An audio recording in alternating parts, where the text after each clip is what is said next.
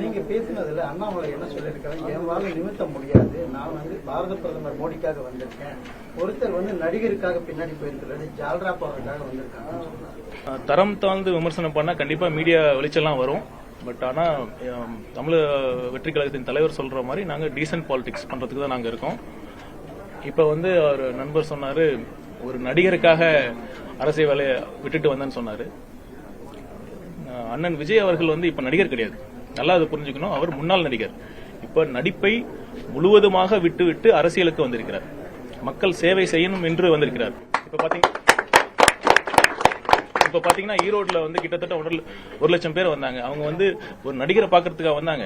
அவர் தமிழக வெற்றி கழகத்தின் இப்ப தமிழ்நாட்டோட ஒரு முதன்மை அரசியல் சக்தியாக இருக்கிற தமிழக வெற்றி கழகத்தின் தலைவரை பார்க்க வந்திருக்காங்க. உண்மையாக தமிழ்நாட்டுக்கு ஒரு மாற்றம் வேணும், ஒரு உண்மையான மாற்றம் வேண்டும் என்ற ஒரு சமூக அக்கறையுடன் வந்த உண்மையான தொண்டர்கள் அவர்கள். இந்த புரிதலோட நண்பர் பேசணும்.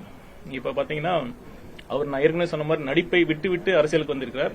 இங்க அரசியல சில பேர் இன்னும் நடிச்சிட்டு இருக்காங்க, அது யாருன்னு நான் சொல்ல தேவையில்லை. ஒரு விஷயம், political Vijay is more powerful than actor Vijay.